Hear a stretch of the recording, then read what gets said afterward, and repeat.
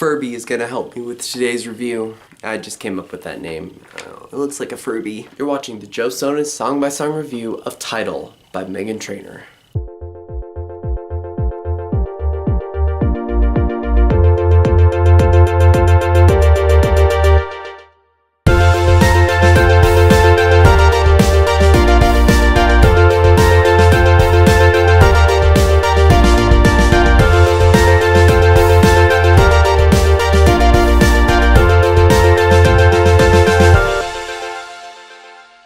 I'm a bit late with this. Sorry, I'm a procrastinator. This came out a few weeks ago and I should have done it last Saturday, but here it is. Better late than never, am I right?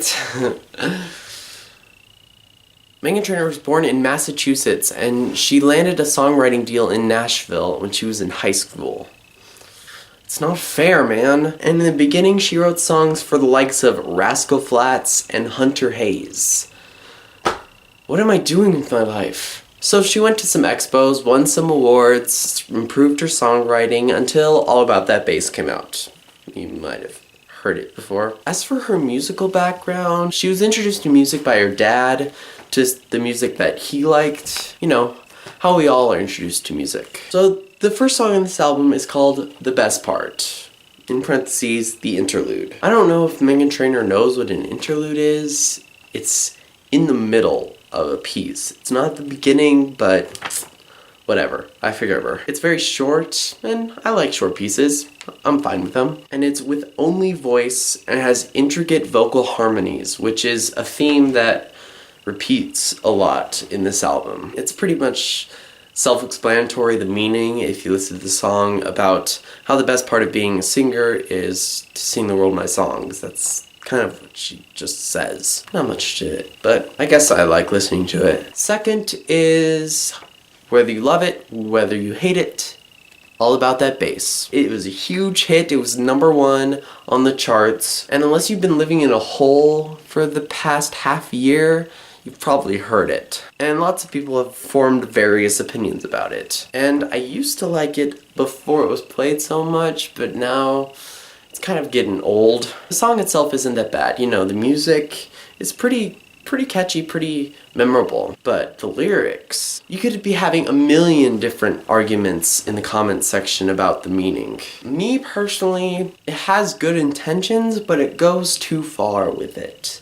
It exaggerates, and that's what people are mad about when they argue about how it's skinny shaming and offensive. I can see what it's trying to say, but it doesn't bring it across effectively. #3 is called Dear Future Husband, and I really like this one. It's probably my favorite on the album. It was the first real example of the 50s doo-wop style mixed with modern pop that she has going on. I think people can relate to it a lot. This is what a lot of girls want, and this is what a lot of relationships are like. I mentioned it in another video. You can click somewhere here to see that video. It's basically setting rules for you if you want to be my husband. I'm not gay, but it's fine if you are. Does Furby approve of the political correctness? The fourth track is called Close Your Eyes, and I like this song too. I liked it. It gets the message that All About That Bass was going for, and it presents it a lot better, I think. It's about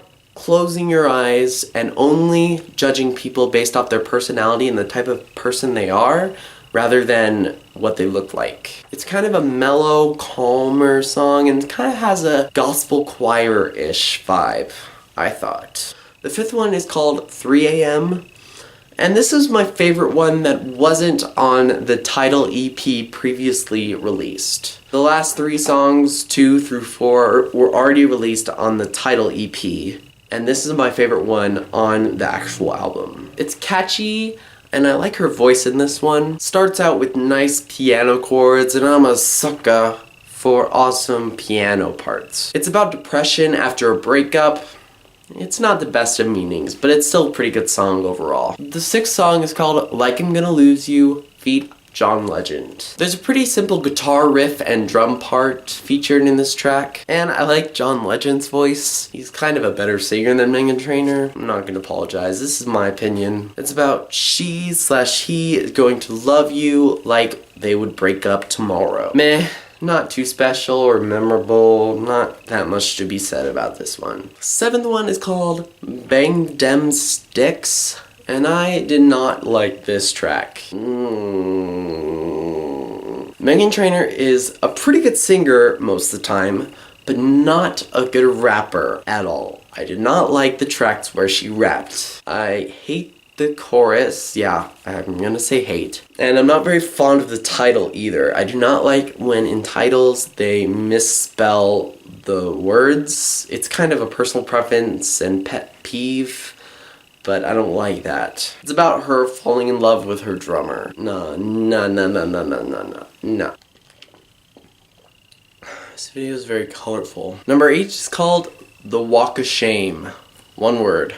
Walk of Shame. And this is another example of how it annoys me when they misspell words in titles of songs. I can tell she was trying to make a more relatable song, but I never really found myself relating to it. I mean, it's about a hangover, and I've never really experienced a hangover. I'm 16. It was better than the last one with a more memorable chorus and more memorable lyrics, and it's stuck in my head, but not too impressed. Number 9, the song after which the EP and the album were named, is Title. This was my least favorite of the Title EP. I mean, it was talking about being naked in your bed, but I like the catchy upbeat vibe and music of this song. Number 10 is called What If I, and there wasn't much to this song in instrumental or meaning. It's just about how she likes a guy and wants to kiss him. I did enjoy some of the orchestral string parts and riffs in it. I don't have that much else to say about this one. Number 11 is called Lips Are Movin', and you might have heard this one on the radio before. Just realized I listen to the radio a lot. I need to stop. And it's about how she can tell that he's lying because his lips are moving. Okay, sure, whatever. It was very similar to the songs in the Title EP, you know, a lot of the same elements. Not much else to say about this one. Kind of have a neutral feeling about it. I don't hate it, but I don't love it either. So I'd rate this album an even 60%. It started out good. I liked the songs on the Title EP, except for Title. She has a pretty unique style, you know, complex vocal harmonies and strong bass and sax parts that remind me of jazz. But I didn't like some of the things that she sang about, and she sucks at rapping, which doesn't help. And there wasn't much depth to this album. There wasn't much feeling or emotion. Other artists can write fun, upbeat songs, but have at least a little bit of depth to them. But I don't see it in Meghan Trainor's new album. My favorite song was Dear Future Husband, and my least favorite song was Bang Dem Sticks. I will see you hopefully Saturday. I mean, 2015 just started, and there's already a lot of good music out there that I want to review, and I will get to at some point. But until then, see ya. You want to say goodbye to the nice people? Goodbye! Herbie? You want to say goodbye? Bye! We need friends.